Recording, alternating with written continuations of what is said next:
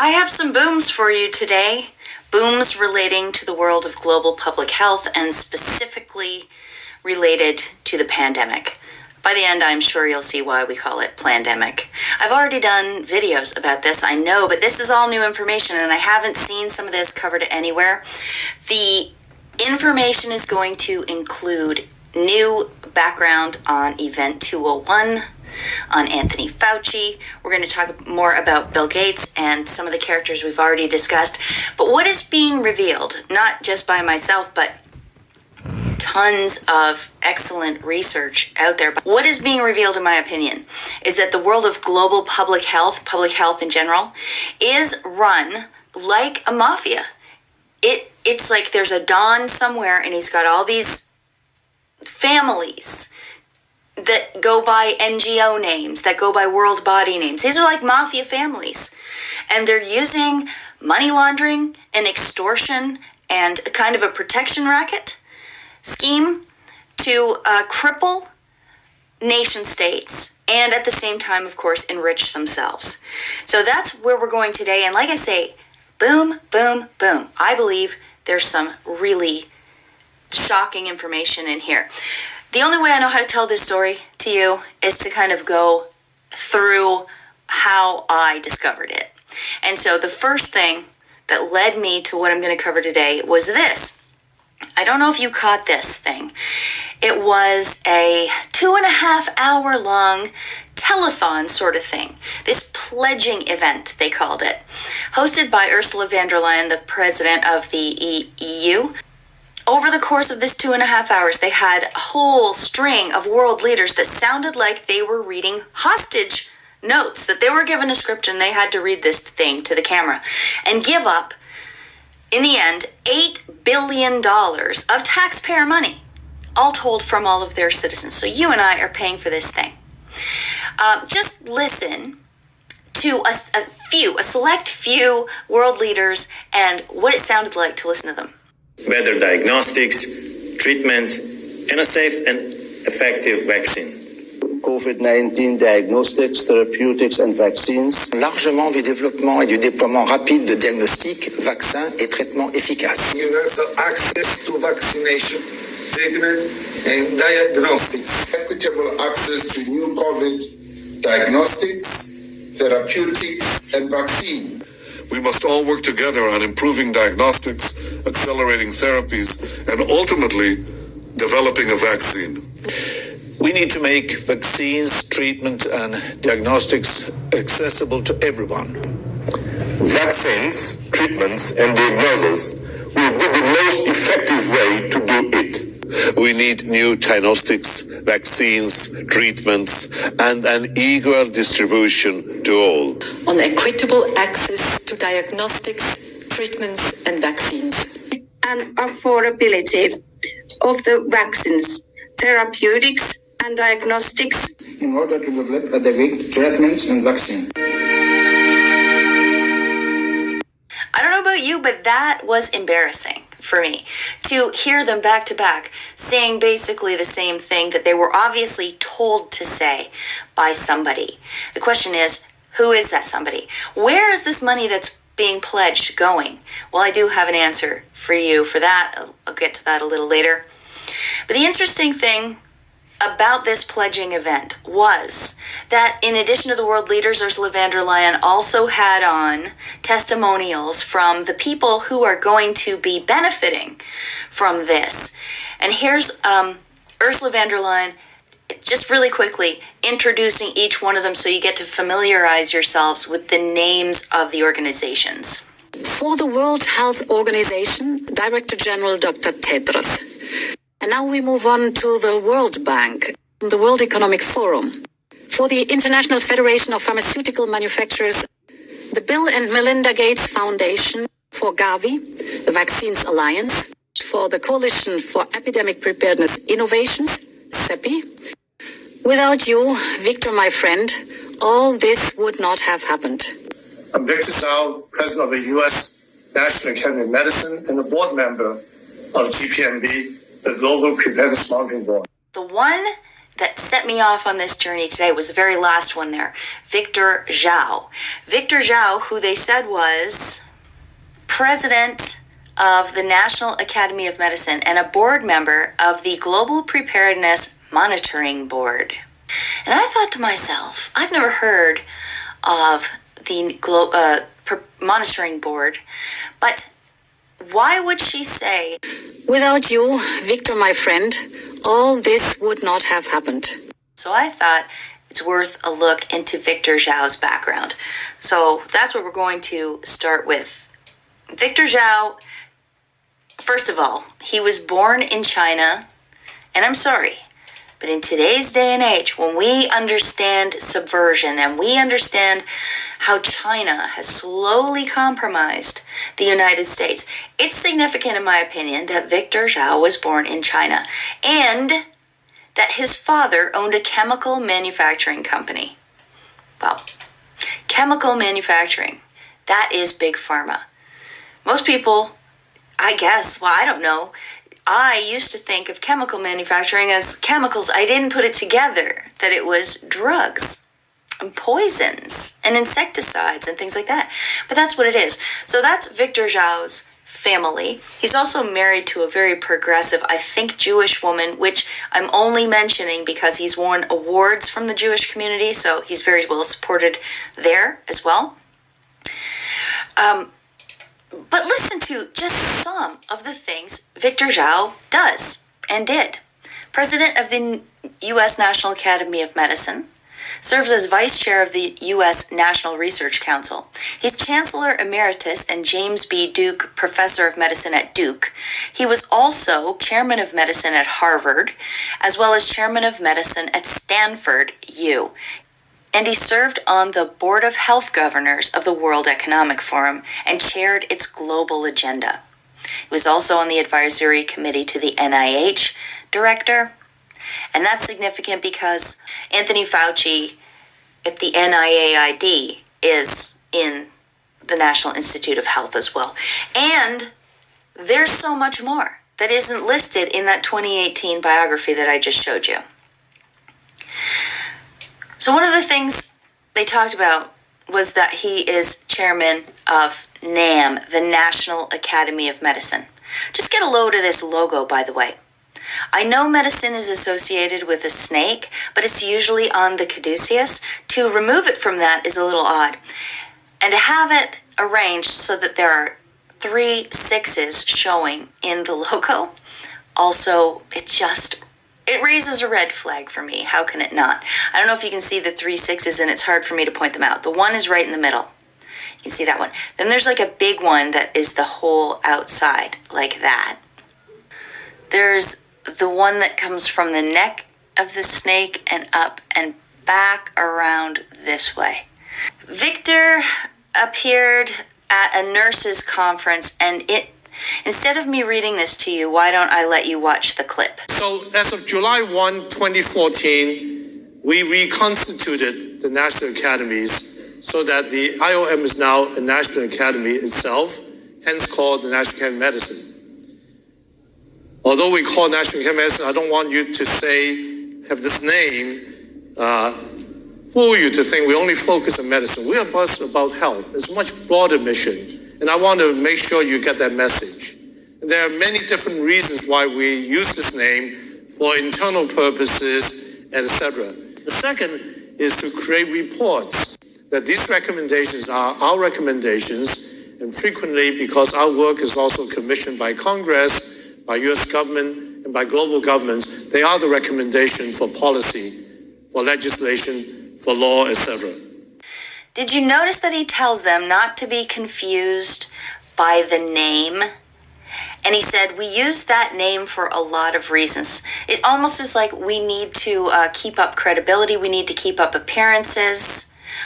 The National Academy of Medicine, which was founded by an act of Congress, is no longer part of the government. Here is how the National Academy of Medicine gets its funding now. From these foundations. Of note, the Bill and Melinda Gates Foundation, the Wellcome Trust, the Rockefeller Foundation, the U.S. State Department through the USAID, And the World Economic Forum, you will notice, is part of the oversight group. Some of these double up. The Wellcome Trust is part of the oversight group. The Rockefeller is part of the oversight group. To me, when I discovered that was a boom. The National Academy of Medicine is actually a 501c3 organization, a foundation, and it's funded by other foundations. And it just so happens it's funded by some of the usual suspects. I mean, just for your reference and records, here is a graphic. All right, the other thing that they said that he was part of is this GPMB, Global Preparedness Monitoring Board, and I was very curious about that as well. It turns out you don't even need to look hard. The GPMB is the World Health Organization and World Bank. You can see it's co-convened in May 2018 by the World Bank Group and the World Health Organization. So it just made itself a seemingly independent organization. So when the public hears it, they're not going to think, oh, that's the World Health Organization again? That's the World Bank again? God, they do a lot of stuff. No. It's a front organization, isn't it? I mean, they don't hide it, but you have to go looking for it to find it. The funders of the GPMB are the Bill and Melinda Gates Foundation, the Wellcome Trust, Germany, and this NGO called Resolve to Save Lives, which is run by a guy called Tom Frieden, who is the former head of the CDC and the former New York Health Commissioner. He also worked on Bloomberg Philanthropies. We're not going to talk very much about him today. That's left for another dig. On the GPMB website, we see that they had commissioned several organizations to write them reports about global health. And those organizations are down here: Red Cross, Johns Hopkins, Chatham House, Wellcome. And believe it or not, they even asked themselves, the World Bank and the World Health Organization, to write these reports. Down here, they specifically thank a guy called Tim Evans, and we're going to get to him in a minute. Just remember that they said that. Here's the reports that resulted from this commissioning. I just want to draw your attention to this particular one, which was written by the Independent Oversight Committee for the WHO Health Emergencies Program. The title of it is From Never Again to the New Normal. That's kind of creepy, because aren't they constantly saying that to us right now? The new normal, the new normal. And that report was written before this one, which came out in September 2019. I know that because this report, written by the GPMB, took the results of all of these and then made sort of a synopsis document here. I'm going to give you now a very quick look at their 7 most important points that came out of all of those reports. You're going to love it. The GPMB says 7 urgent actions to prepare the world for health emergencies. They must prioritize and dedicate domestic resources and recurrent spending for preparedness towards the Sustainable Development Goals. That's point 1 of what the GPMB wants, and what all those other 7 organizations recommended as well. Remember that. So here's points 2 and 3. Countries and regional organizations must lead by example and follow through on their political and funding commitments. They must build strong systems. This is point number 3. Heads of government must use a whole of government and whole of society approach. They must prioritize community involvement in all preparedness efforts, building trust and engaging multiple stakeholders. I don't like this whole of government plus whole of society approach to preparedness, because what does that sound like? That sounds like totalitarianism. And isn't that what it feels like we're living under today, with everybody get out at 8 o'clock and clap? Oh, clap and show your commitment to our preparedness efforts or our response efforts. Wear the mask or else you're a pariah. Snitch on your neighbors if they're not doing what they're supposed to do. Yeah, it reminds me of what we're going through today a lot. Here's points 4 and 5, which also have to do with funding.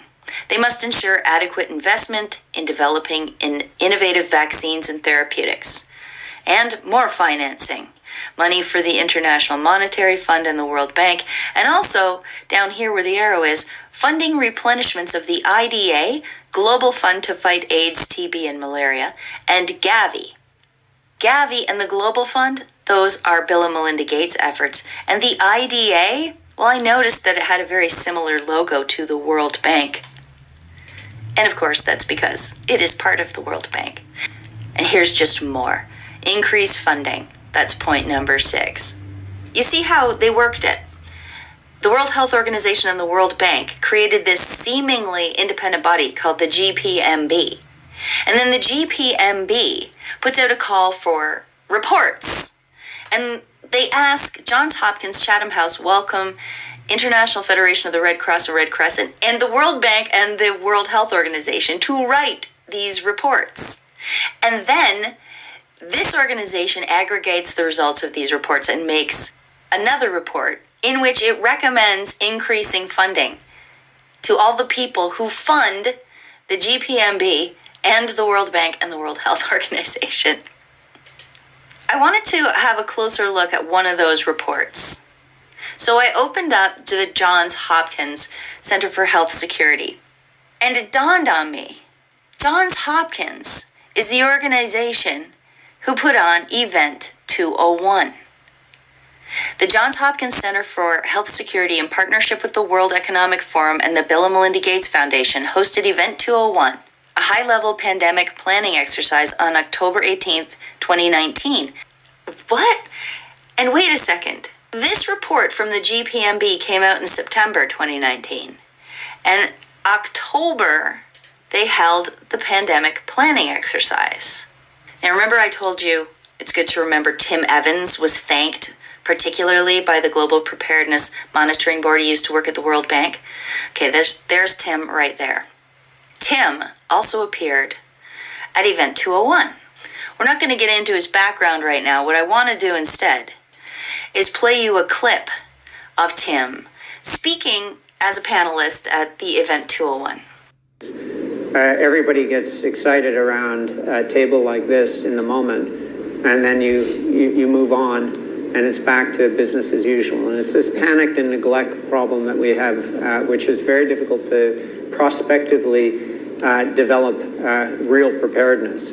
So I think there should be somewhere, maybe it's out of the GPMB, and a number of people here are the Global Preparedness Monitoring Board. The GPMB is the World Health Organization and World Bank. When the public hears it, they're not going to think, oh, that's the World Health Organization again? That's the World Bank again? It's a front organization. There should be a time-bound plan with very clear targets with respect to what would constitute a new level of global preparedness. And we should look at what's required to get that financed, but that it has some real accountability to agents that lie behind or are advocating for stronger global governance. What was his main point? We need to get that financed. He said. He laments the fact that they do these planning things, but because there's never pandemics, people don't tend to follow through on their funding. So they need something that's going to get this financed for once, he says, right? In October 2019, Tim Evans of the World Bank, that was his main concern. And you saw that Bill and Melinda Gates were sponsors of that project, Event 201, and all the reports that went into it. This writer on May 2nd wonders why Bill Gates is denying Event 201. Now, it's not like Bill Gates was asked about Event 201 and then said, no, I know nothing about this, it never happened. But what he did say was, on April 12th, 2020, Bill Gates said in an interview to the BBC, quote, now here we are, we didn't simulate this, we didn't practice, so both the health policies and economic policies, we find ourselves in uncharted territory. Which is not true, because Event 201 was very extensive, and it focused very much on economics, financing, but what it really, really focused on if you watched it, if you've seen my videos and others, you'll know, was controlling the message. It wanted to flood the zone with their own propaganda. A couple of strategies that are available to us, one of which is the flood strategy. And flooding good information. Flood the zone. Flood. A manifestation of flood. Flood good information. Flood the zone. And what have we seen? We've seen nonstop coronavirus messaging everywhere. They're also censoring anything that goes counter or exposes them. For example, my video on Event 201 that I did months ago, which got almost 400,000 views, ixnay. They're also trying really hard to censor Judy Mikovits's anything she does. They try to censor it because she's exposing Dr. Anthony Fauci for the fraud that he is. Now, why would Bill Gates want to deny Event 201? Well, maybe because if you look at it, you'll see that the guy from the Bill and Melinda Gates Foundation, there he is right there. You want to look at the Event 201 players? Christopher Elias, along with Timothy Evans and many others. Chris Elias, he is the face of the Bill and Melinda Gates Foundation. I thought to myself, while I'm looking at board members, let's look at the board members of the GPMB, the Global Preparedness Monitoring Board, who we now know was involved in the background setup of Event 201. Let's look at the board. Well, there's Victor Zhao, there's Chris Elias again, and there's Jeremy Farrar. Hang on. There's Jeremy Farrar. Wow, I'm starting to see a massive pattern emerge, aren't you? And this guy, George Gao, he was also at the Event 201 as one of the players. And he is from China's CDC, China's Center for Disease Control. But, you notice, I blacked one of the people out. I redacted them. And that's because I want you to have been fully prepared for the boom. Are you ready? Who lies behind the redaction? Anthony Fauci. Anthony Fauci, the guy leading the coronavirus task force. You guys all already know who he is, but there he is on the board of the Global Preparedness Monitoring Board, who was responsible for commissioning all of those reports, all of the reports that gets funding from these guys over here, which made its own report that eventually translated to Event 201. There he is there with all the usual suspects. Boom. All right. Gosh, this is getting long. And I still haven't covered all the other booms. Just in case you weren't aware, Anthony Fauci gave an interesting speech at Georgetown University shortly after Trump was inaugurated, and here's what he had to say.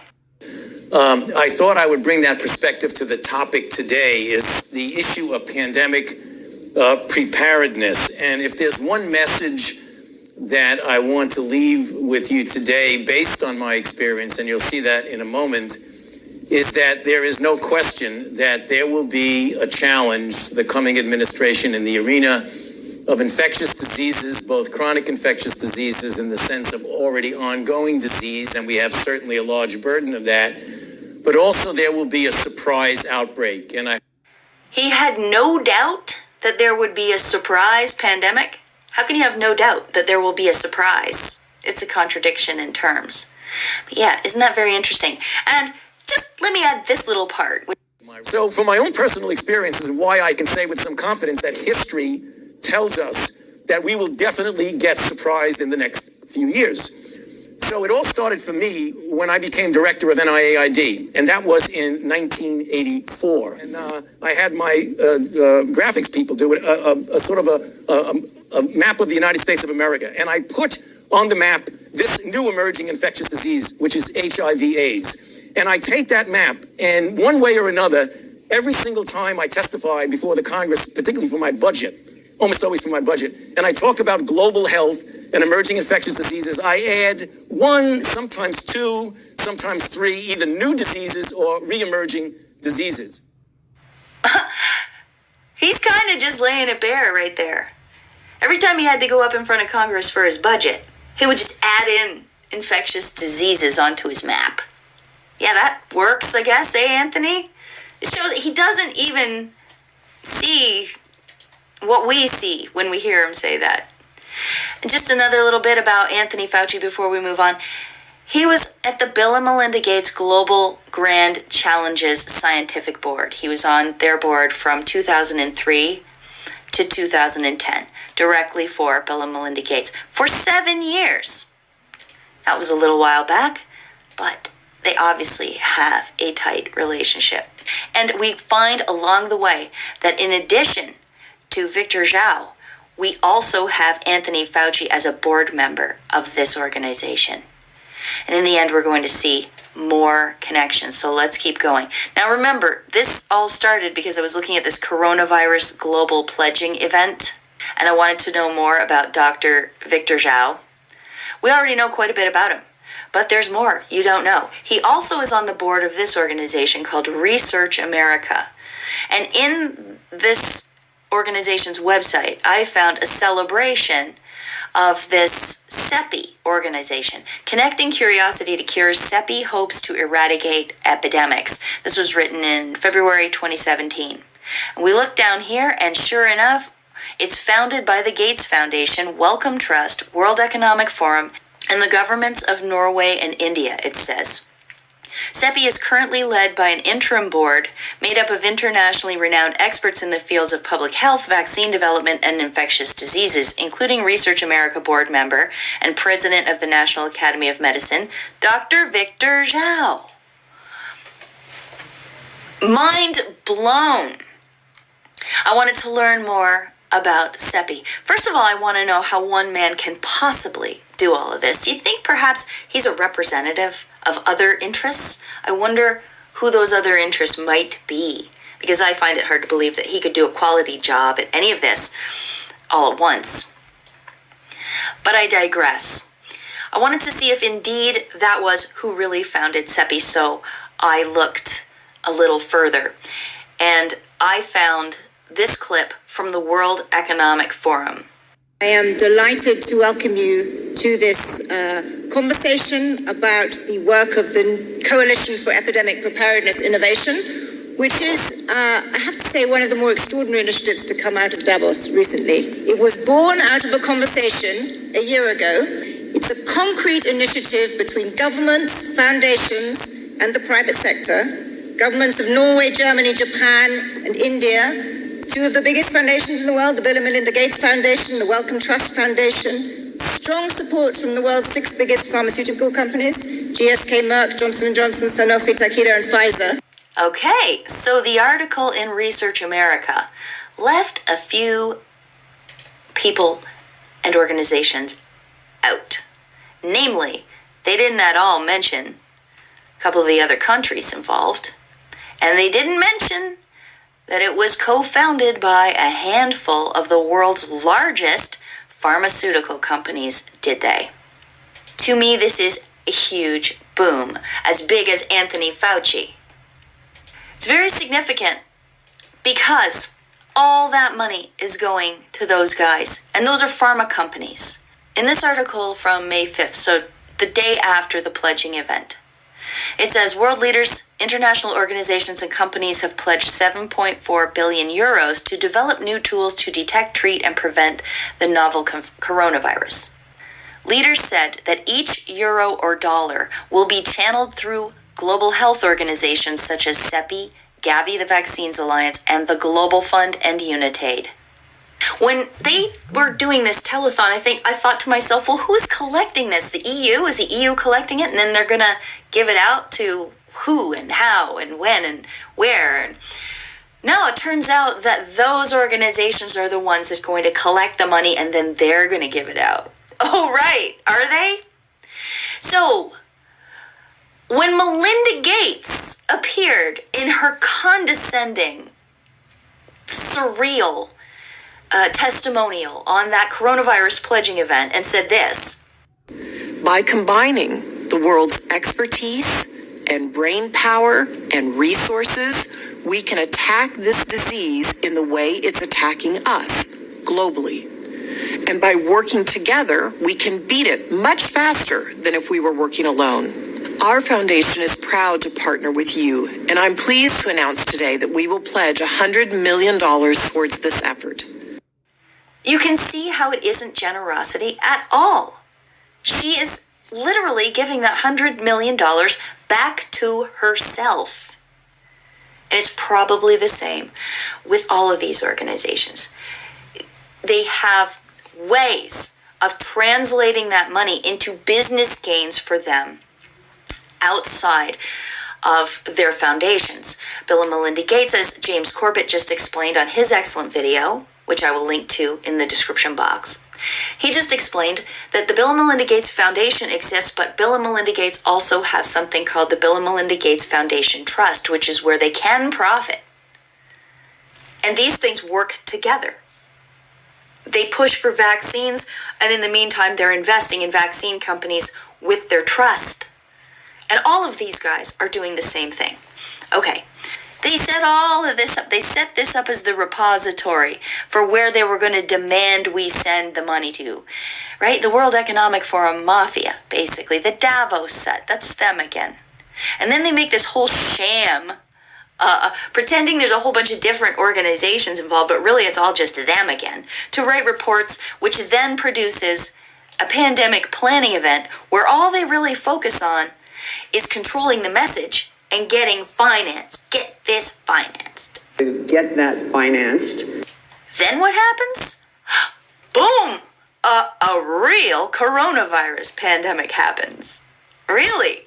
Incredible. It's basically like protection money racket. When the mafia comes swinging into town and they go into the new, they go into the pizza parlor and they say, there's a problem around here with your windows getting smashed out. We can help you with that. We can make sure your windows don't get smashed out. And the person says, the pizza parlor owner says, there's no problem. I've never seen anybody's windows get smashed out. And that night after he locks up, sure enough, his windows get smashed out.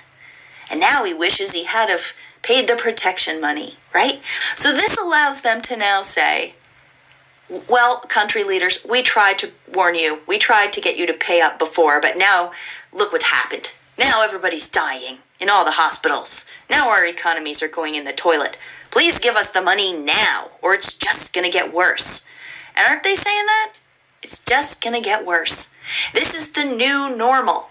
Funny enough, the title of one of the reports that the Global Preparedness Monitoring Board commissioned. Isn't that a coincidence? And sure enough, our leaders are turning tail and ponying up the dough. All right, I have one more little element of this video to share with you relating back to who is Victor Zhao. Do you remember this? I did this video a while back, a couple weeks ago. Beware the contact tracers. And in this video, it showed Bill Clinton and Chelsea Clinton interviewing various people and they were talking about how anyone that tests positive with COVID-19 is going to be called up by an army of contact tracers who are going to quiz them on who they'd talked to and where they'd been. And then they were going to call those people and warn them, you might have been exposed to COVID-19, right? Remember that whole racket? And now we're hearing more and more about it on the news, by the way. Some states are going full throttle with this thing. All right, so this woman that Chelsea Clinton was talking to, her name is Ophelia Dahl, and her organization is called Partners in Health.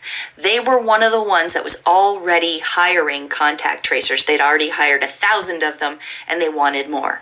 Well, it turns out Victor Zhao has a connection back to this. Here he is appearing at McGill University, his alma mater, with his wife, giving a speech because they're opening a new institute there. It's called the School of Population and Global Health.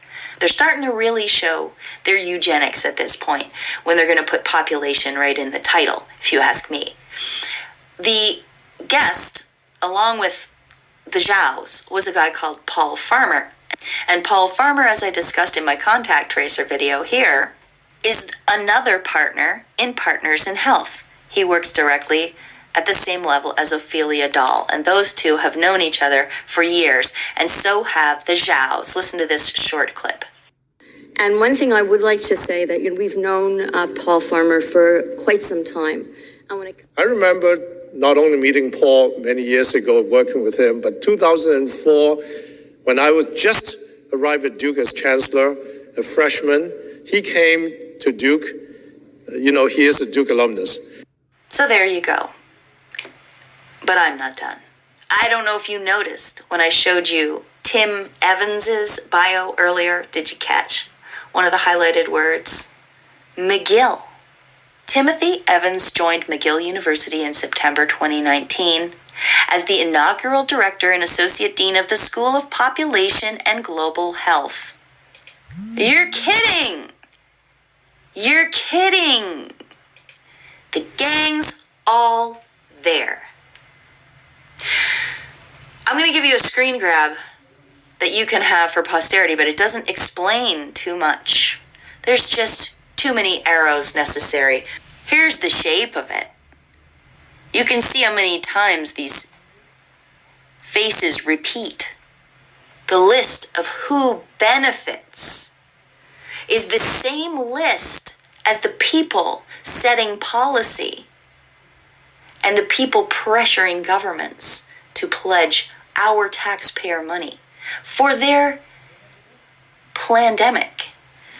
Oh yeah, that reminds me. Another little interesting bit from this report commissioned by the Global Preparedness Monitoring Board. It says that their progress indicators by September 2020 would include the United Nations, including the World Health Organization, conducting at least 2 system-wide training and simulation exercises, including one covering the deliberate release of a lethal respiratory pathogen. Boom? Is this all fake? Is this a system-wide training and simulation exercise by the WHO and the United Nations?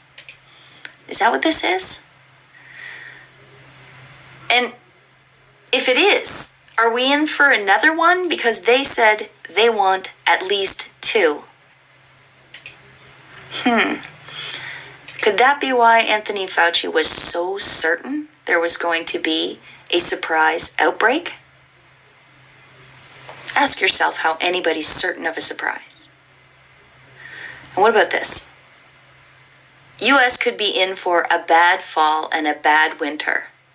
A second round of the coronavirus is inevitable, says Anthony Fauci. Yeah, well, that would help them, wouldn't it? And it would be true to their plan, put out by the Global Preparedness Monitoring Board that we know Anthony Fauci is a board member of.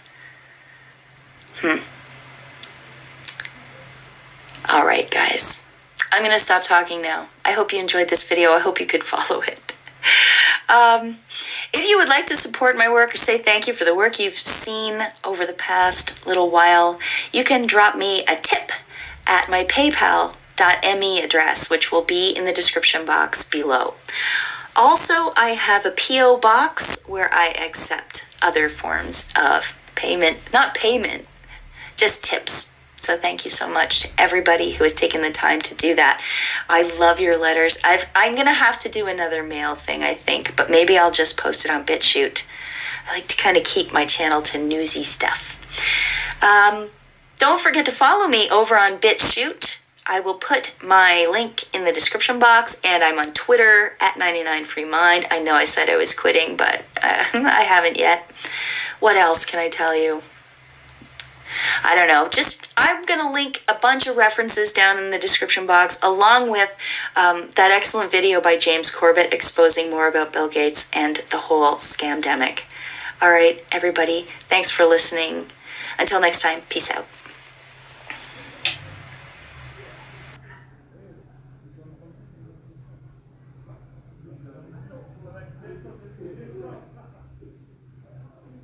So, Ed Snowden, a lot of people in this country are probably curious, when was the last time you had substantive discussions about coming home to the United States, and would this still be your preference? Do you still refer to it as home?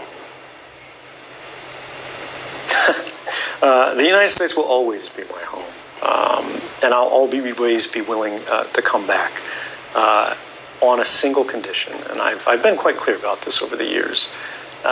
This is that the government guarantee that I have the right, and every whistleblower has the right, to tell the jury why they did what they did. Right? We can disagree about whether this was right or wrong. We can disagree about whether this is good or bad. We can disagree about whether this is legal or illegal.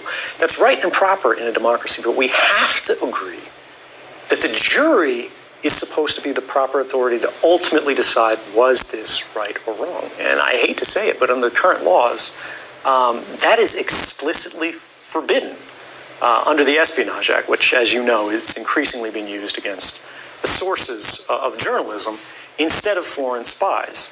The law makes no distinction between someone who tells a secret to a journalist and someone who tells a secret to a foreign government.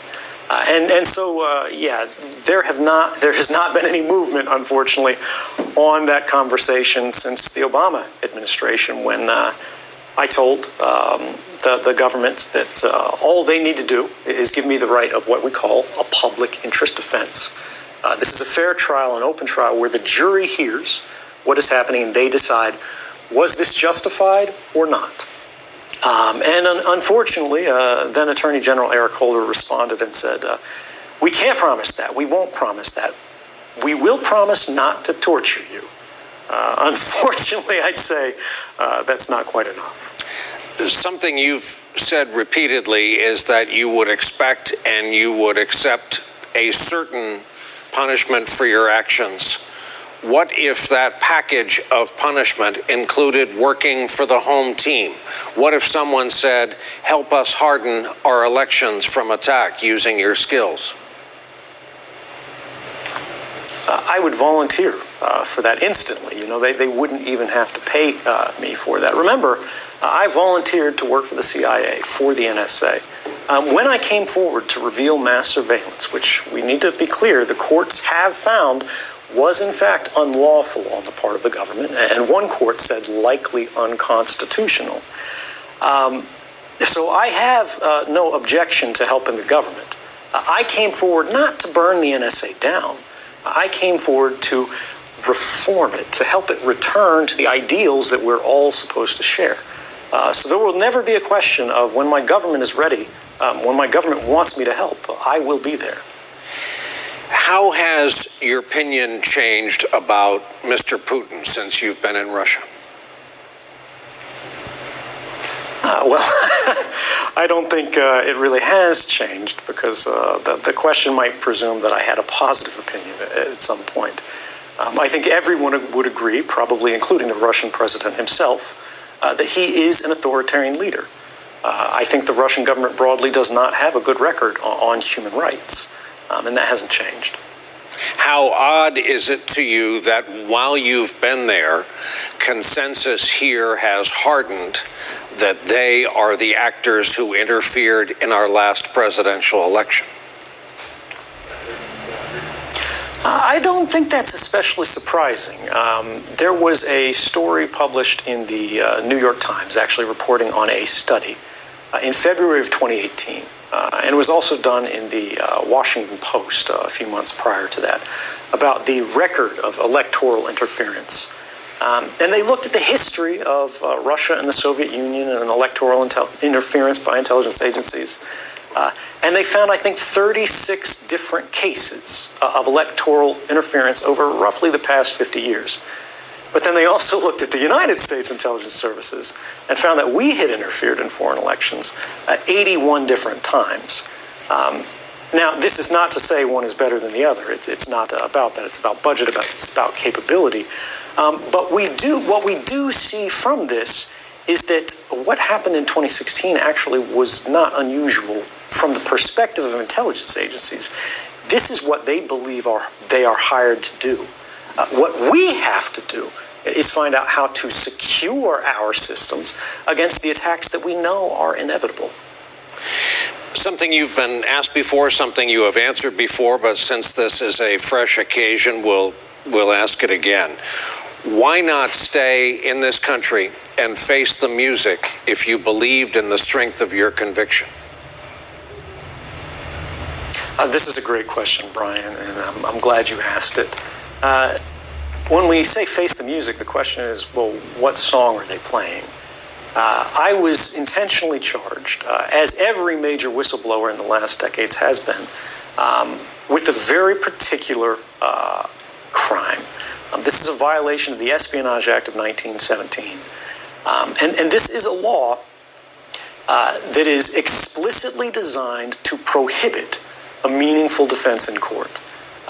This law is used against people the only thing that they've done, and this is by the government's own terms, the only thing the government accuses people defending themselves against this charge have done is that they have told something to a journalist that the government considers classified. That is the whole of the crime. They don't consider whether it was good or bad. They don't consider whether or not it caused harm. Simply, did you tell something classified to a journalist? If you did, the jury is not allowed to consider. In fact, they're explicitly forbidden from considering why you told journalists. They're explicitly forbidden from considering, did it result in a public benefit, right? Did it further the public interest? Instead, they simply say, did you tell a journalist something classified? So I am not, if I had stayed in the United States, and my good friend Daniel Ellsberg, by the way, has told me that I was right not to stand and wait for an inevitable arrest, because the laws and the way they're enforced today is not the same as the 1970s when he came forward with the Pentagon Papers. I would not have received a fair trial. There would not have been much of a trial at all.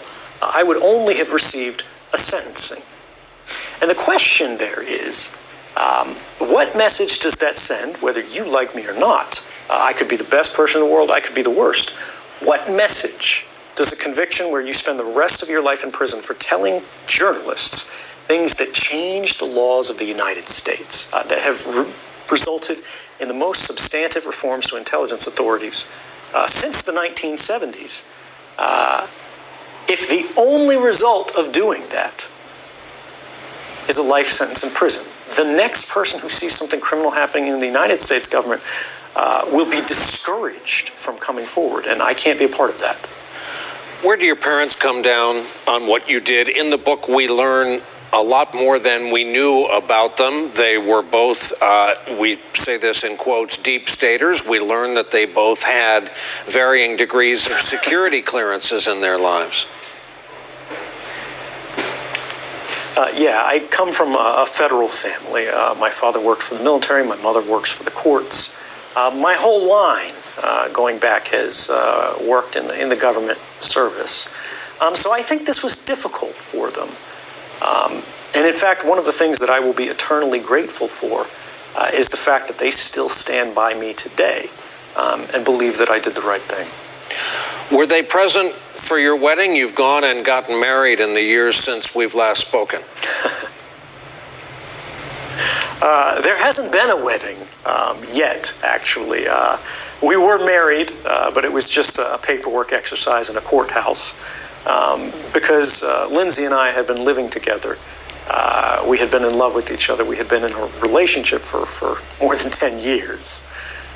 There will be a wedding someday, Brian, and I hope you'll be there. What do you make of Donald Trump?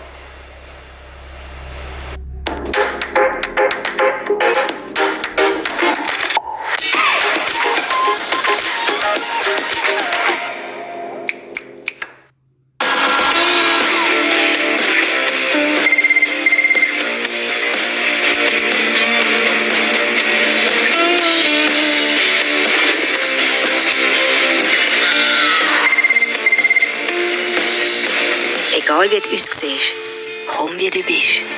Weil alles, was bei uns zählt, bist du. Und was du in diesem Moment machst. Komm wie du bist, dieser Sommer, alles ins Herz gemeißelt. There are are so many things that are said about the president right now. And so much thinking, and honestly, I try not to think about it. There's so much chaos, and there are so many aggressive and offensive things said. I think even his supporters would grant that. But I think he's actually quite simple to understand. Donald Trump strikes me like nothing so much as a man who has never really known a love that he hasn't had to pay for. And so everything that he does is informed by a kind of transactionalism, I think, and what he is actually looking for is simply for people to like him. Unfortunately, that produces a lot of negative effects. Do you believe he is a threat to national security? I mean, this is a question of who defines national security. What is national security? When we used to talk about national security, we thought about public safety. But now national security really means the security of the system itself, the institution of government. And I think he's made it his stated goal to change the way that system works. I think we have seen tremendous harm done to civil liberties in the United States. Increasingly since September 11th, and I haven't seen any reduction in the rate of that. We have several important jobs vacant in this country, including Director of National Security, National Security Advisor. Is that a threat to our security?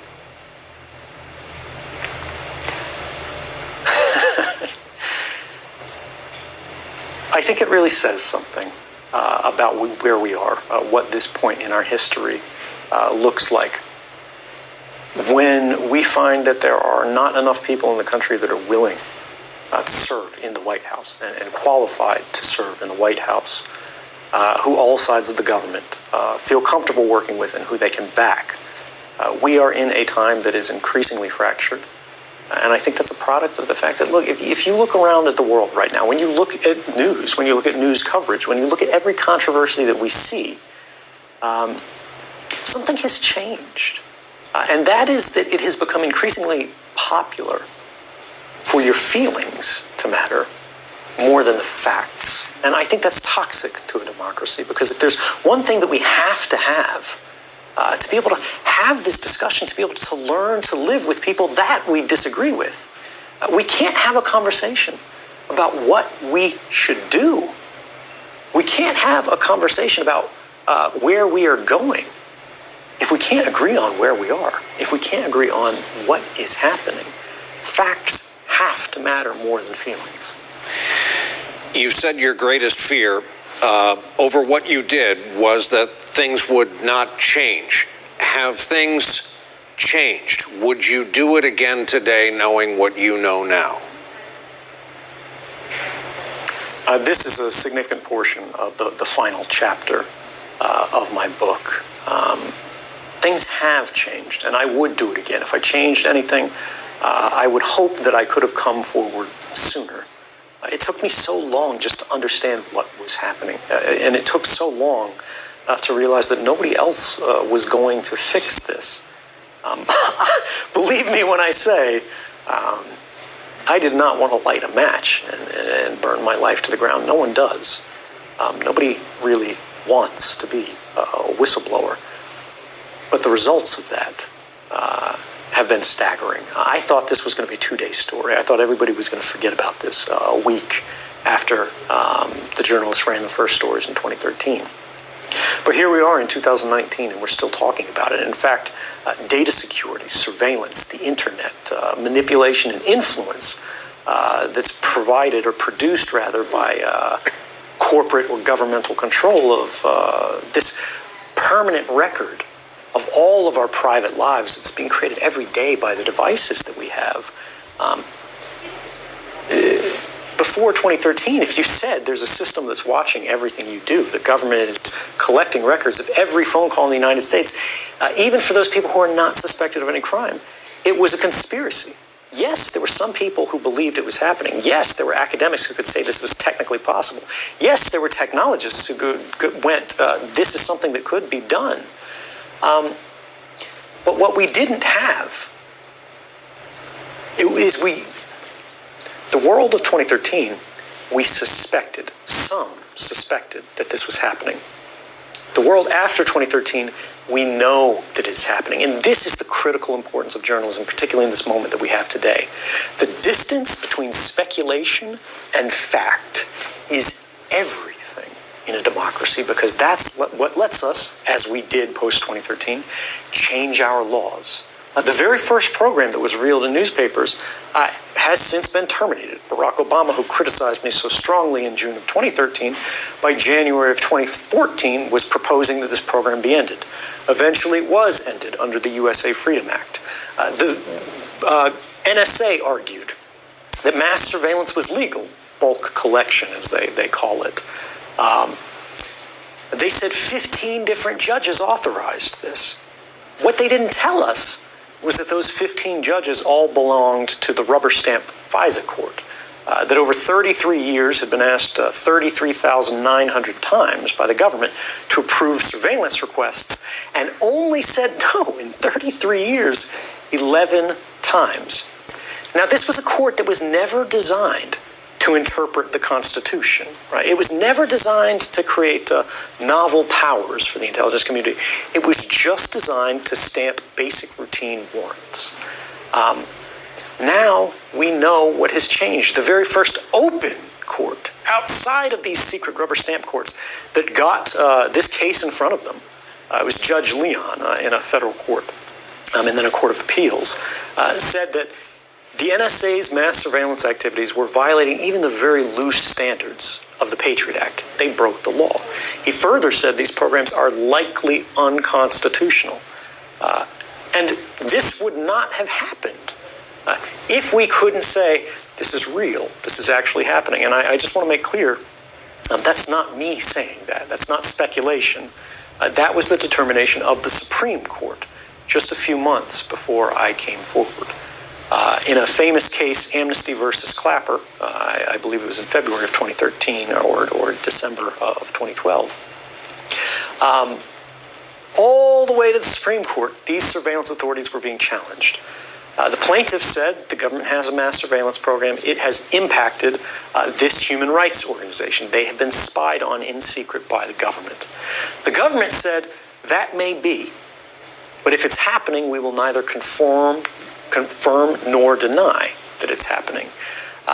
It is a state secret. And because you can't prove it, the court should be forbidden from ruling on the constitutionality of this program. And sadly, the Supreme Court of the United States agreed. They said this program could be unconstitutional, but if you cannot prove it exists, we cannot evaluate it. That's what 2013 changed.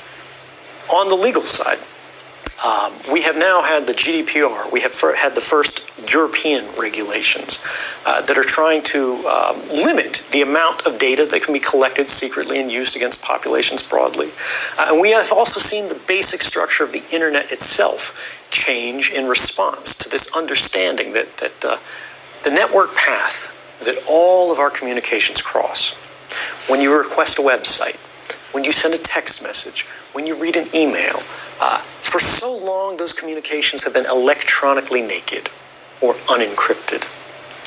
Before 2013, more than half the world's internet communications were unencrypted. Now, far more than half are, measured by just web traffic from one of the world's leading browsers, the Google Chrome browser. Some figures show it at more than 80%. The entire world has changed in the last few years. It hasn't gone far enough. The problems still exist. And in some ways, they've gotten worse. But we have made progress that would not have been possible if we didn't know what was going on. Related question. What today can the government do to your phone and your laptop, the phone and laptop of any American? What's the extent of the government's reach if they're determined to reach into your life?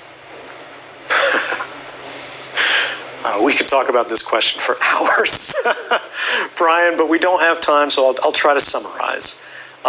Hacking has increasingly become what governments consider a legitimate investigative tool. They use the same methods and techniques as criminal hackers.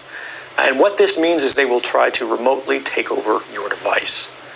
Once they do this, by detecting a vulnerability in the software that your device runs, such as Apple's iOS or Microsoft Windows.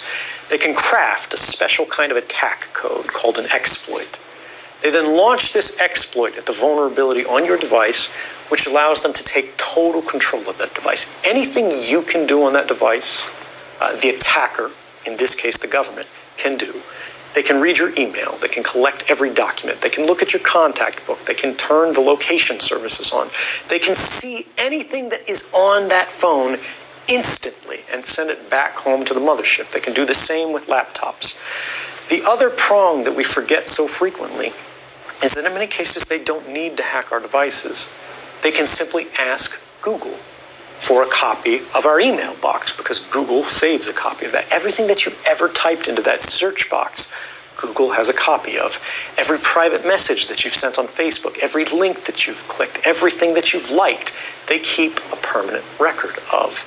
And all of these things are available not just to these companies, but to our governments, as they are increasingly deputized as sort of miniature arms of government. What about enabling your microphone, camera? If you can do it, they can do it.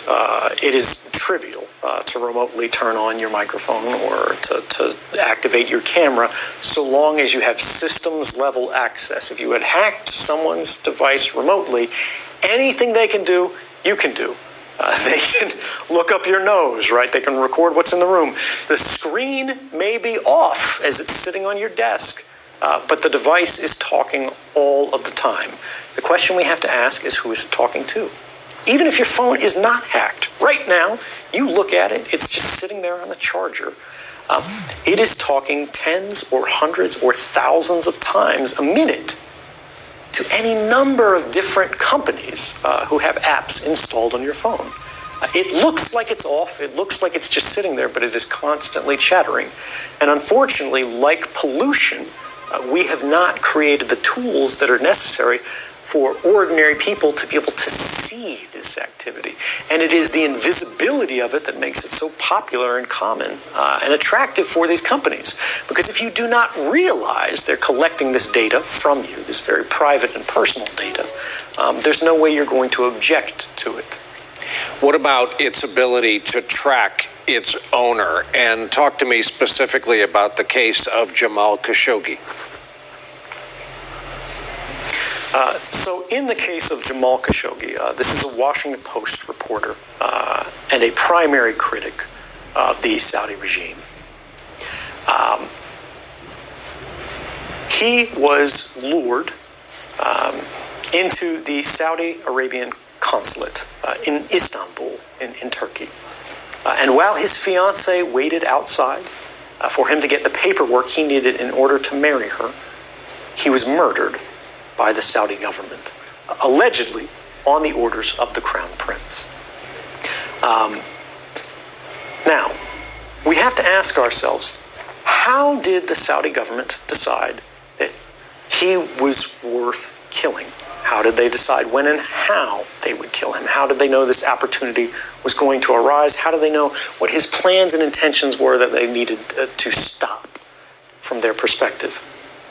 We don't have evidence that his phone personally was hacked, unfortunately, because we do not have his phone. But we do have the phones of his friends who were living in exile in Canada. And we do know, thanks to the research of a group called the Citizen Lab, affiliated with a university in Canada, that their phones were hacked, which means their conversations with Jamal Khashoggi were intercepted, and this allowed the Saudi regime to know that he was intending to create an electronic protest movement. They didn't need to know from his friend's phone, or even from his phone, that he was traveling to the consulate because he had to make an appointment. But it did tell them his private intentions, his hopes and dreams for a different government for their country. And perhaps, although we do not know for sure, on that basis, they decided to murder him. Once your phone is hacked, what is in their hands is not simply your device, it is your future. It's important also to remember, how did the government of Saudi Arabia managed to hack these people's phones, which are modern phones. Well, they didn't have this capability in their government. They didn't have this level of intelligence capability available to them directly. So they purchased it from a digital arms broker, a company called the NSO Group, an Israeli company. In this company, the only thing they do is manufacture digital weapons, kind of hacking tools that can be used against the critical infrastructure that all of us rely on, the phones in our pockets. They primarily target devices such as the Apple iPhone. And they sell this capability to break into phones of people around the world for millions and millions of dollars to some of the worst governments on earth. And the only meaningful oversight that they have, unfortunately, because the export control laws for these kind of digital weapons are extremely weak in Israel, is their own internal ethics board that says, oh, it was fine. We didn't break any rules. That has to change. What about the public attitude held by millions of everyday Americans? All I've got on a computer is pictures of my family, CCTV cameras that are prevalent in a ton of American cities and overseas capitals. Those cameras are your friend if you're innocent and have nothing to hide. Well, I'd say that's very much what the average Chinese citizen believed, or perhaps even still to this day believes. But we see how these same technologies are being applied to create what they call the social credit system. If any of these family photos, if any of your activities online, if your purchases, if your associations, if your friends are in any way different from what the government or the powers that be of the moment would like them to be, you're no longer able to purchase train tickets. You're no longer able to board an airplane. You may not be able to get a passport. You may not be eligible for a job. You might not be able to work for the government. All of these things are increasingly being created and programmed and decided by algorithms. And those algorithms are fueled by precisely the innocent data that our devices are creating all of the time, constantly, invisibly, quietly, right now. Our devices are casting all of these records that we do not see being created, that in aggregate seem very innocent. You were at Starbucks at this time. You went to the hospital afterwards. You spent a long time at the hospital. After you left the hospital, you made a phone call. You made a phone call to your mother. You talked to her until the middle of the night. The hospital was an oncology clinic. Even if you can't see the content of these communications, the activity records, what the government calls metadata, which they argue they do not need a warrant to collect, tells the whole story. And these activity records are being created and shared and collected and intercepted constantly by companies and governments. And ultimately it means as they sell these, as they trade these, as they make their businesses on the backs of these records, what they are selling is not information. What they are selling is us. They're selling our future. They're selling our past. They are selling our history, our identity, and ultimately they are stealing our power and making our stories work for them. Maybe you're like Caden and Hank, who get a real thrill from the speed of their HDDs.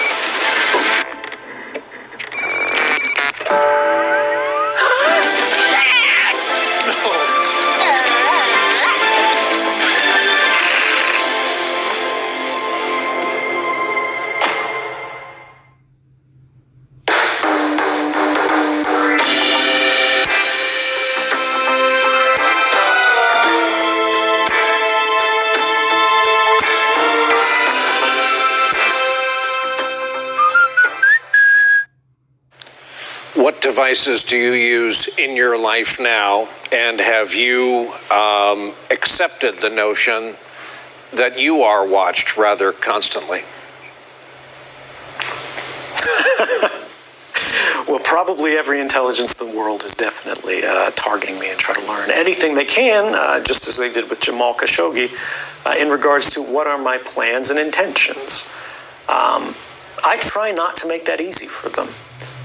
If I get a smartphone and I need to use a phone, I actually open it up before I use it. I perform a kind of surgery on it to physically desolder or sort of melt the metal connections that hold the microphone on the phone.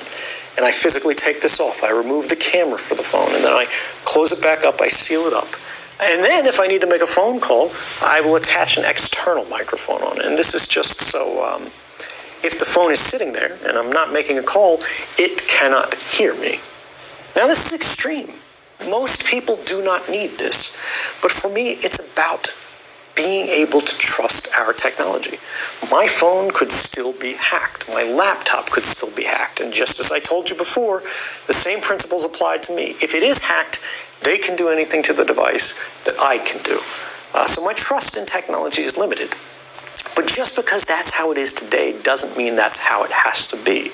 And a large majority of my work with the Freedom of the Press Foundation, where I serve as president of the board, is dedicated to trying to make technology more secure, to try to create programs and protocols by which we can make the communications of sources and journalists more confidential. Because if we lose the confidentiality between sources and journalists, we lose access to those essential facts that let us understand what's happening in the world. And unfortunately, under this White House, just like under the prior White House, we see the sources of very important stories that have advanced the public interest facing retaliation from a very angry government. I believe it's in the first half of the book, and I'm paraphrasing, you come out and just say, the computer guy knows everything, or at least he should. What part computer guy were you, and what part trained spy? Well, for the vast majority of my career, I was what was called a systems engineer, or a systems administrator. An administrator sort of maintains and expands a system that they have inherited, and a systems engineer sort of develops new projects, new capabilities for these systems roles. What this means in short was that all of the systems that the NSA and the CIA that I was put in charge of, I had total access to. And this is just what happens with a systems administrator. When you think about a computer system, who gives someone else access? Well, someone has to be the original authority that has access to everything. That was me. And so I would say the computer guy knows everything. That's not a boast. That's simply the way these systems are designed. That's the way they're structured. And this is very much a vulnerability, because it means that you have to trust. This administrator will work to the good of the users. But what happens when the people using that network, the people constructing that network, are going against the benefit of the broader society? And this put me in a very interesting kind of conflicted position. I could do what the NSA wanted me to do, or I could do what the Constitution of the United States, the public of the United States, needed me to do. Which was report that my agency had broken the law. Do you regard yourself as a journalist these days? I'm not. I have tremendous respect for journalists, but I try to keep a distance, particularly in this moment where so much of journalism is coming under attack. Because the government has a tremendous incentive to discredit me, to make people distrust me. And so if I hold myself out, if I start reporting stories, if I start talking to sources, if I try to start advancing what the public knows on a personal level, my reputation could sort of poison the well. Instead, I keep a distinction. What I do is I try to aid the work of journalism, but I'm not myself a journalist. Your book is highly personal. Tell us about the price your then girlfriend, now wife, paid for your actions, and how you feel she was misportrayed in the eyes of the world when we got that first kind of thumbnail sketch of who she was. So in the wake of the revelations of mass surveillance in 2013, this was suddenly the world's biggest story. In every country, they were talking about the same thing. And unfortunately, that meant that everyone who was connected to me in some way, they were also talking about, because they were trying to say who I was, where I came from. And this unfortunately meant that Lindsay, my lifelong partner, was intensely investigated, both by the FBI in the United States. She didn't know what I was doing. I could not tell her what I was doing. Because if I had, they would have said she was an accessory to the crime. They would have said she was part of a criminal conspiracy, so long as she didn't immediately pick up the phone and say, help, help, someone's talking to a journalist. And so this meant that I couldn't tell her. She learned about what was going to happen the same way everybody else did, or rather what is happening the same way everybody else did. She saw me on TV, which probably makes me the worst boyfriend in the history of the United States. But she stuck by me, and we are reunited and together today. And I will never be able to repay her for the faith that she's shown me. But the media had a tremendous amount of salacious reporting. When they realized that she taught pole fitness classes, which are quite popular for women these days, they called her a stripper, even though she's never been one. Even though she's a poet, even though she's a photographer, they sexualized her. They focused on her body. They focused on her image, because that's what got attention. She's a much more complex and deep figure than the media ever gave her credit for. She is more brave than anyone can possibly understand. And she's more political and intelligent than any of these reporters at the time could appreciate. Her politics, in fact, influenced mine. And I'd like to think I learned as much from her, or perhaps even more, than she ever learned from me. You paint a portrait of what some of us knew, and that was that you were a thoroughly American kid in your upbringing. You wake up every day in Russia. You go to sleep every night in Russia. Are you actively seeking to get out? Are you, as has been reported, looking for asylum elsewhere? Well, this is not an actively seeking. This is not a new thing. And this is important history, especially for those people who don't like me, for those people who doubt me, who have heard terrible things about me. It was never my intention to end up in Russia. I was going to Latin America, and my final destination was hopefully going to be Ecuador. When the United States government heard that I had left Hong Kong, where I met the journalists, they canceled my passport. They gave press conferences about it, which meant I wasn't allowed to board my ongoing flight, which was going to take me to Latin America. Rather than applying for Russian asylum, rather than saying, I'll play ball with any Russian intelligence service, just please protect me, I said, no, I will not cooperate with the Russian government or any government. Instead, what I did, as I was trapped for 40 days in an airport. I don't know what your longest layover is, but 40 days was a tough stint. I applied for asylum in 27 different countries around the world. Traditional U.S. allies, places like France and Germany, places like Norway, that I felt the U.S. government and the American public could be comfortable that was fine for a whistleblower to be in. And yet every time one of these governments got close to opening their doors, the phone would ring, and they're in their foreign ministries. And on the other end of the line would be a very senior American official. It was one of two people, then Secretary of State John Kerry, or then Vice President Joe Biden. And they would say, look, we don't care what the law is. We don't care if you can do this or not. We understand that protecting whistleblowers and granting asylum is a matter of human rights, and you could do this if you want to. But if you protect this man, if you let this guy out of Russia, there will be consequences. We're not going to say what they're going to be, but there will be a response. I continue to this day to say, look, if the United States government, if these countries are willing to open the door, that is not a hostile act. That is the act of a friend. If anything, if the United States government is so concerned about Russia, right, shouldn't they be happy for me to leave? And yet we see they're trying so hard to prevent me from leaving. I would ask you, why is that? I'm guessing Joe Biden is not your candidate for 2020?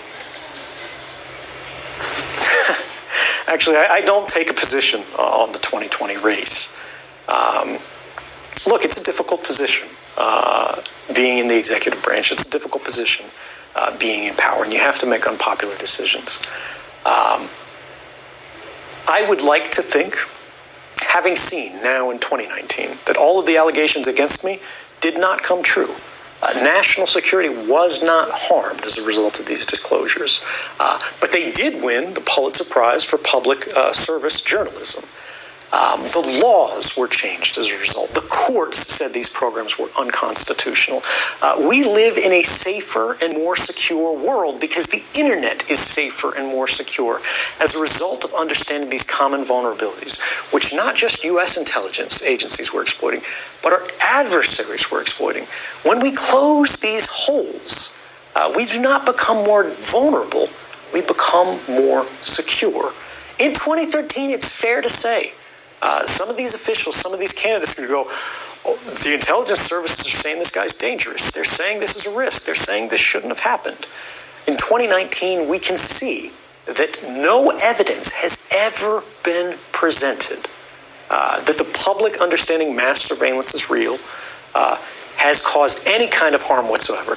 No one has died. No terrorist attacks have succeeded because we knew about this stuff. These programs work regardless of whether or not you know about them. But we have seen the public benefits substantiated year after year after year. And so I'd like to think these people would reevaluate their position.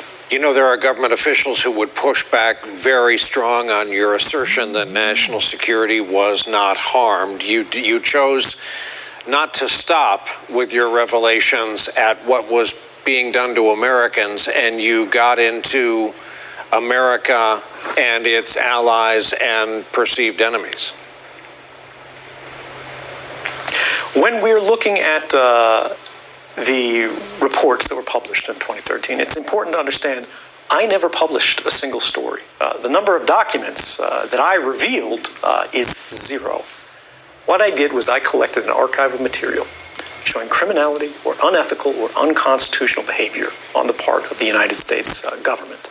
I provided this archive to journalists who were required as a condition of access to this material not to publish any story because it's interesting. They could publish no story simply because it's newsworthy. They were only allowed, as so far as the agreement went, to publish stories that they were willing to stand up and say were in the public interest to know. And this is not some crazy fly-by-night organization. These are newspapers like the Washington Post, like the New York Times, like the Guardian. And in every case, this process was followed. Now, as an extraordinary check on top of this, in case I went too far, in case I collected a document that was too hot, or I misunderstood things, or the journalists misunderstood things, the journalists were further required to go to the government in advance of publication, and they were required to do this at my request and warn the government. This is the story that we're going to run. This is what it's about.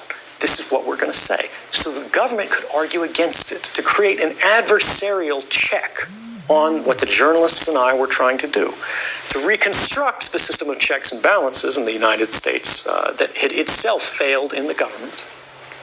And because that process was followed so scrupulously, that's why I am so confident that no harm happened, no harm occurred.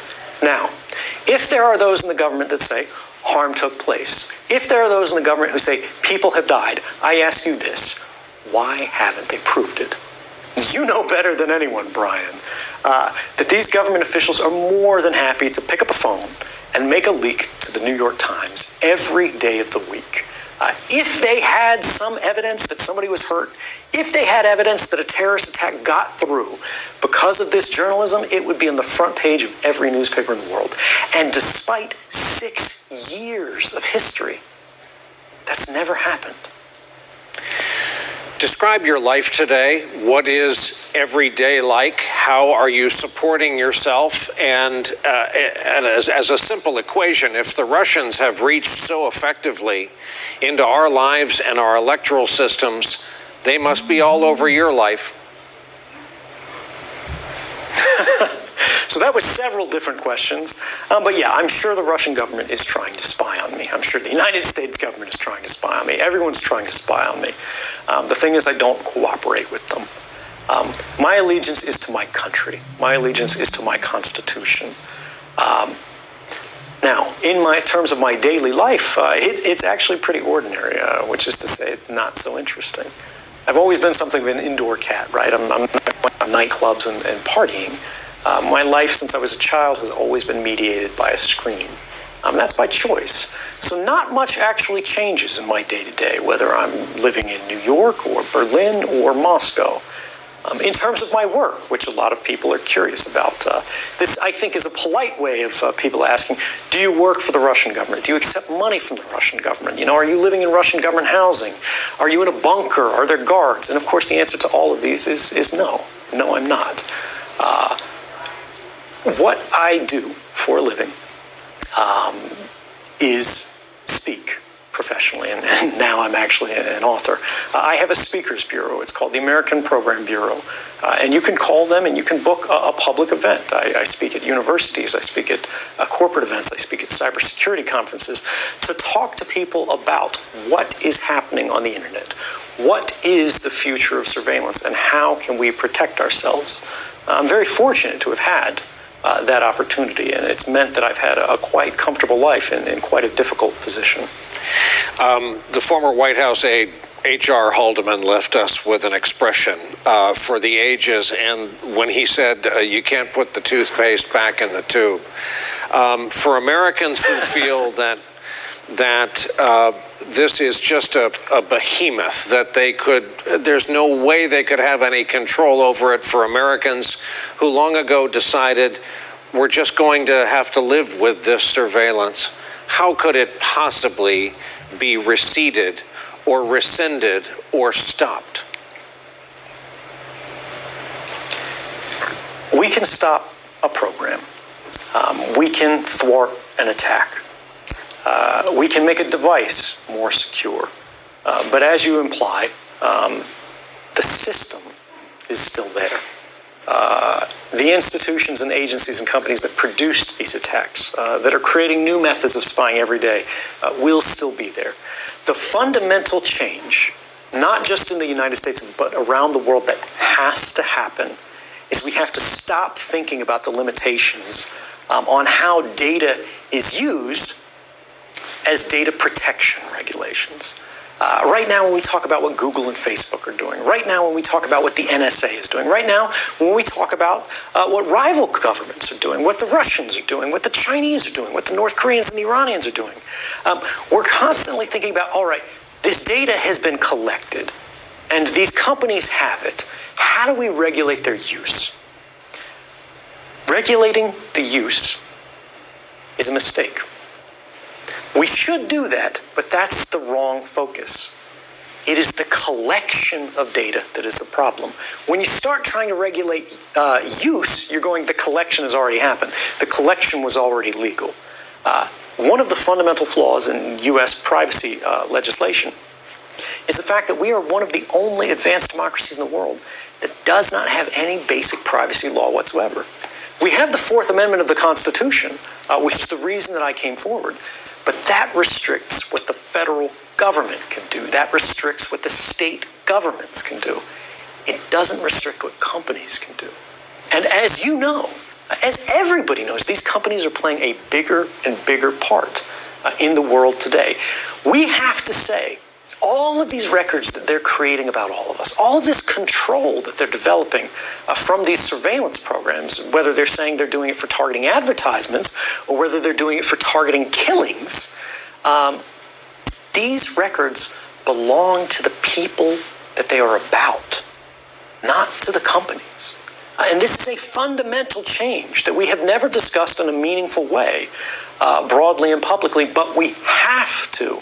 Because all of these governments have said, the mass surveillance system, why do we have it? Why is it useful? They say because of terrorism. They say it's saving lives. They say it's preventing attacks. But no less than Barack Obama, in response to the 2013 revelations, created 2 independent commissions to investigate exactly the answer to that question. Were these programs effective in stopping terrorist attacks? Did these revelations cause harm to national security? It was called the Privacy and Civil Liberties Oversight Board and the President's Review Group on Intelligence and Communications Technologies. And despite having an enormous budget, despite having complete access to classified information, despite the fact that they interviewed the heads of the FBI, the NSA, the CIA, the full alphabet soup, they found, in the government's own words, the kind of mass surveillance that's represented by this bulk collection program where the NSA was secretly collecting the phone records of every American and everybody else around the world every day under an authority provided by a secret court order that nobody even knew existed. That program had never made, their own words, a concrete difference in a single counterterrorism investigation. Think about that. More than 10 years of operation in secret never made a single concrete difference. These programs, mass surveillance, is not about public safety. It is not about terrorism. It is about power. It is about economic espionage. It is about diplomatic manipulation. And it is about social influence. It is about understanding the actions of everyone in the world as carefully as they can, no matter who they are, no matter how innocent their life. Final question has to do with the Fourth Amendment. We have it today because Mr. Adams and others wanted to keep the British out of their homes and their horse carriages. What would Mr. Adams and the founders make of the reach of the government, in your view, into our lives, given its humble beginnings? I think if any of the founders of this country looked around today, they would be shocked by the kind of rhetoric they hear, and they would be shocked by the kind of activities of government they see. If you read the Bill of Rights, something that struck me when I was writing about it in this book was that fully half of the first 10 amendments are explicitly making the work of government harder. They're making life for law enforcement officials harder. And all of the founding fathers thought that was a good idea because they recognize the more efficient a government is, the more dangerous it is. We want a government always that is not too efficient. We want a government always that is just efficient enough because government holds extraordinary power in our lives. We want government always to be using their powers in a way that is only necessary and proportionate to the threat presented by whoever it is that they're investigating. When the government is getting by the skin of their teeth, the people are free, right? The government should be afraid of the people. People shouldn't be afraid of the government. One of the ironies about the founding fathers for those who are skeptical of me, which is fair. Again, I don't want you to trust me. I want you to doubt me. I want you to question me. But I want you to look at the facts. I want you to look beyond how you feel in the moment, how we all feel in the moment, and see what these stories said in 2013. See that the courts of the United States, where I'm being charged as a criminal, said that the government itself was engaged in criminal activity. Look at these things and then remember, the people who founded this country were called traitors. The signing, the writing of the Declaration of Independence was an outrageous act of treason. It was criminal, but it was also right. The question of whether or not I broke the law is less difficult and less interesting than whether you think what I did was right or wrong. What is legal is not always the same as what is moral. Final prediction, then we'll let you go night clubbing, and that is: do you predict you will at some point live out your life and die in the United States? I think I will return.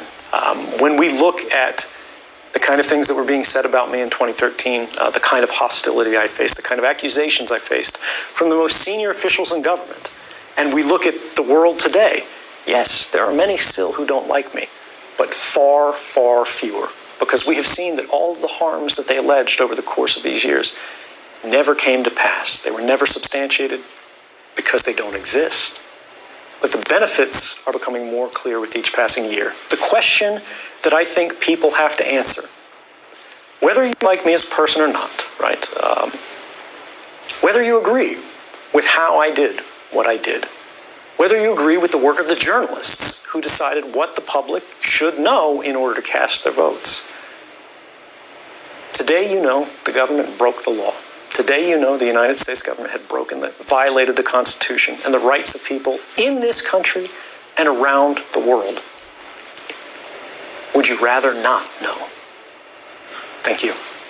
Ed Snowden, thank you very much. Good luck with the book. It's my pleasure, Brian. Thank you for having me. Hey there, I'm Chris Hayes from MSNBC. Thanks for watching MSNBC on YouTube. If you want to keep up to date with the videos we're putting out, you can click subscribe just below me, or click over on this list to see lots of other great videos.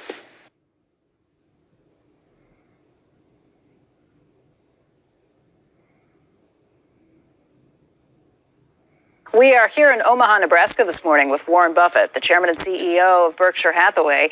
He's just released his 55th annual shareholder letter to the shareholders over this weekend. And this is actually the 13th year that we are now in Omaha talking to him after that letter. This is a show that we call Ask Warren, so that people can write in their own questions to Mr. Buffett after they've read that shareholders letter. But obviously this morning, given the news, there are a lot of other questions that people have concerning the stock market. Let's jump right into it with Mr. Buffett, who is here with us right now. And Warren, thank you for being here today. It's good to see you. Thanks for having me. I want to talk about the letter. Obviously, one of the things that you touch on in the letter is when people should be buying stocks. We're going to dig into a lot of it, but when you're looking at the futures down about 818 points this morning, I think probably the first thing viewers want to hear from you are your thoughts on what's happening with the coronavirus, if this is a reason to panic, and if you are worried about this. Well, I don't know I have any special thoughts beyond the news on the coronavirus. The very first day I bought stocks was March 12th, 1942.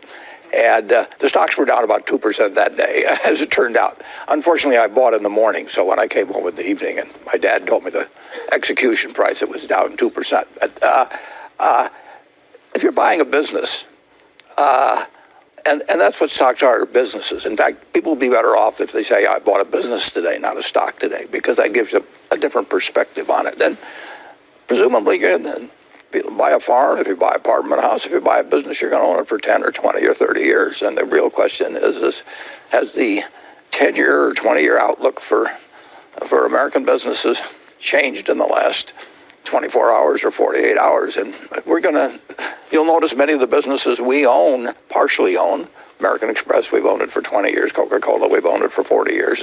Those are businesses. And you don't buy or sell your business based on today's headlines. And if it gives you a chance to buy something that you like and you can buy it even cheaper, then it's your good luck, basically. Although there are a lot of people who look at the market and they say, look, I want to buy, but I don't want to buy when the market's sitting at new highs, when it's been hitting new records every day. Maybe it's off 800 points this morning, but maybe there's more of a decline to come because the effect of the coronavirus is going to be an impact on the global economy. IMF said that over the weekend. You are going to see weakness as not only China, but other countries try and address this. You're right, it may not change things over the 5 or 10 year span of things, but if I think that I can buy something for potentially 10% cheaper, maybe more than that if I wait a week or a month, maybe that's what I'm sitting around to. Well, if you think that, then you're going to get fabulously rich if you're right. All you have to do is just keep buying at 10-day intervals and keep taking your 10-day prediction. If I knew what the market was going to do, obviously, but you don't. I don't think anybody knows what the market's going to do. I think you do know whether you're making an intelligent purchase at a given price. Everybody, when they buy a stock, if you're going to buy, say, General Motors, that has 1,400,000,000 shares out, you should be able to take a yellow pad like you have there, and on one page, let's say it's selling for 30. It isn't selling that low, but that'd be $42 billion. You should say, I am buying the General Motors company for $42 billion because, and you should get it on a piece of paper. And then if you want to have a separate piece of paper, it says, I think I know what the stock market's going to do, so I know whether it'll be higher or lower. But you don't. You don't have that. But if I worry that the economy is going to slow down, not just for the quarter, but for the year, that would impact how many cars I think they might be able to sell or even produce. I'll guarantee you cars are going to slow down someday. In 1932, General Motors had 19,000 dealers. That's more than all the auto dealers in the United States today. There were only 125 million people then, but they had 19,000 dealers. They produced or sold, and there was 1 month, I think, when they sold less than a tenth of a car, or right at a tenth of a car per dealer. That was a terrific time to buy General Motors. Forget about the market. If you can predict the market, you don't need to read balance sheets. You don't need to read anything. You certainly can't predict the market by reading the daily newspaper. That is for sure. And you certainly can't predict the market by listening to me. But you're buying businesses. And if you had planned to buy a local service station yesterday and it was closing day, I don't think you'd tear your hair out or anything like that. You'd have already looked at where it was located and the contract that it had with the suppliers and made a decision on competition. People, because they can make decisions every second in stocks, whereas they can't with farms, they think an investment in stocks is different than an investment in a business or an investment in a farm or investment in an apartment house. But it isn't. If you get your money's worth in terms of future earning power over the next 10 or 20 or 30 years, you're going to have made a good investment. And you can't pick them from day to day. If you can do that, you can, well, I haven't met anybody yet that knows how to do it. You made a point of that in the letter this year where you highlighted a book that was written by Edgar Lawrence Smith back in 1924. And you said until he came along, nobody really realized the compound interest effect of buying stocks, not just buying businesses, but buying stocks themselves. Edgar Lawrence Smith changed the world with that book, and people have forgotten all about it now. Although in the 1920s, it became more and more gospel as the boom went on. But Edgar Lawrence Smith set out to write a book on bonds versus stocks. And he said he went in with the idea that bonds would be a better investment in times of deflation and stocks would be a better investment in times of inflation. And the first line of his book was to say that he'd been wrong. But he had enough sense to look at his evidence. I think Darwin said if you found evidence that was contrary to what you already believed, write it down in 30 minutes or your mind will just block it out. I mean, people have a great resistance to new evidence. And he said if a stock yields 4% and a bond yields 4%, which was what he was talking about then, the stock was going to outperform the bonds because there were retained earnings that were building beyond that yield. And that has been true for a long, long time, but nobody paid any attention to it. We don't get rich on our dividends that we receive, although we're happy to receive them. We get rich on the fact that the retained earnings are used to build new earning power, repurchase shares, which increases your ownership in the company. And Berkshire has retained earnings ever since we started. That's the only reason Berkshire's worth a lot more is we retain earnings.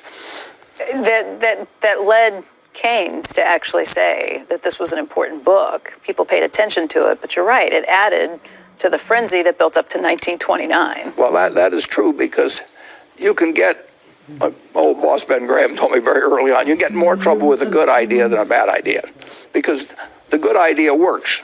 I mean, it's a good idea to buy a home, for example, and then people go crazy sometimes. The good idea works, and it works, and it works. Stocks work out better than bonds most of the time.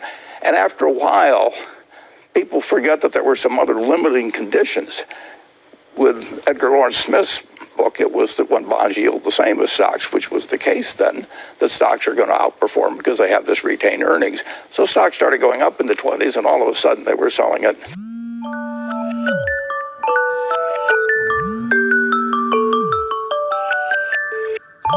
Il est 21h50.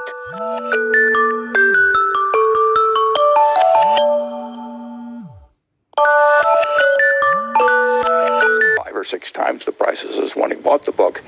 And the original correct perception on his part had experienced changing conditions, but people just looked they got their confirmation through stock prices, and that's what happens in bull markets. People start out thinking stocks are cheap, and then they start thinking stocks have gone up, and a stock can be a good buy or a bad buy. A bond can be a good buy or a bad buy. It depends on price.